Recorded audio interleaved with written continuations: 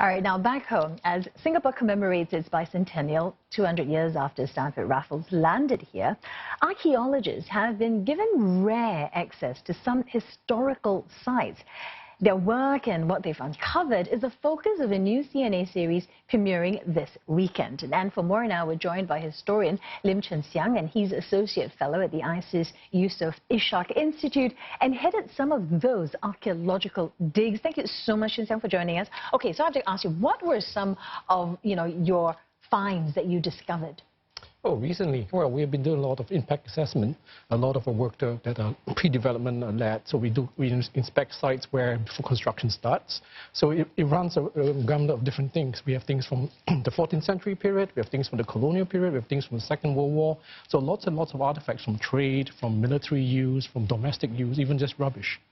One of the items that seemed quite interesting was a piece of timber. Now, when it comes to pieces of timber or wood, how do you decipher whether or not it's contemporary or it's historic?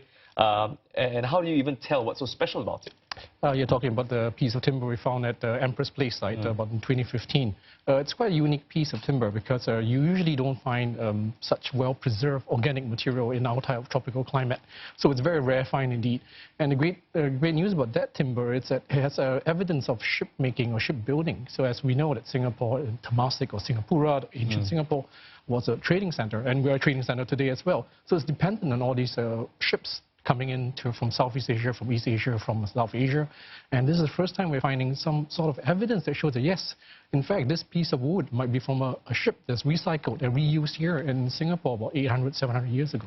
Okay, so before you even uncover these, historical finds, how do you know where to go looking for them? I think that's a million-dollar question, right? Yes. You can't just go around digging places. Are there like specific spots? Well, like I mentioned previously, a lot of our work here is done like development-led. That means before construction we go in. So often in Singapore we are sort of limited by the area that we can excavate. So when you want to put a new, let's say, shopping mall or subway station, so the area is limited. And within that area we do the investigation or impact assessment. So in that case, it's not so much as X marks the spot like what people think the archaeologists look for, but we are sort of limited within the area. So here's construction sites happening, they're going to build this, that's where we moved in, and we try our best to investigate the land or recover all artifacts before construction starts. Obviously, I mean, before you actually go down to a site, you already know its location. Are there any preconceived notions like, hey, today we're going to Fort Canning, or today we're going to Orchard Road? Are there things that you think you might find in those places? Oh, yes, absolutely. I mean, fortunately for us, we have a lot of colonial period records, going back 200 years as we celebrate our bicentennial. So there are a lot of East India Company records and things. So a lot of these early colonial officials, they recorded down what they've seen around us. Or at least there were all documentation to say that, well, this site was used as a market, this was used as a warehouse. So we have these documents to look into the past. So that gives us a first glimpse of what the site may have been. Now, if you push it back 500 years before the arrival of Raffles, then that's the question mark. What was there? We have very little records for that. So archaeology is only a discipline that allows us to sort of peek beneath the ground to see what's there. And we try to piece together the past through all these artifacts. Okay, so speaking of that, so once you found the artifacts, how do you then, you said you're just having a peek, but how do you then know which part of history it actually belongs to? Like, you said the timber, right? How do we know it belonged to, this century or that century or this year? Or even that it was used for shipbuilding, for example. Right, so let's use the timber, for example. We send one specific sample for carbon dating. And so, of course, carbon dating can tell you the date for this period. The timber dates about 13th century. So the wood itself is a 13th century, 800-year-old piece of wood. But was used during the 14th century. That was the peak of the height of the ancient Singapore, or pre-modern Singapura, the trading center. And they were using it to make maybe ships, because from the construction techniques, the carpentry techniques of that piece of timber, we know that it's a shipbuilding type of techniques. So that's how we tell. So there are various methods of trying to, first of all, tell the age, chronology, tell what was a piece of wood used for, and what was it used for within the context of the site or at Singapore at large. So obviously, a lot of your discoveries shaped Singapore's history. Have there been any discoveries that have gone against conventional wisdom, for example?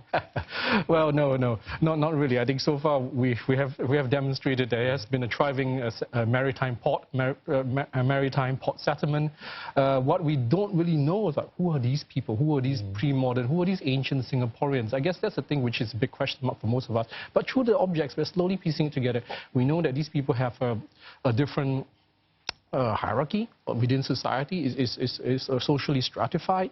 There are different industries going on in different parts of Singapore. There were blacksmithing, there were the little crafts industry making glass, people recycling, let's for example, this case timber.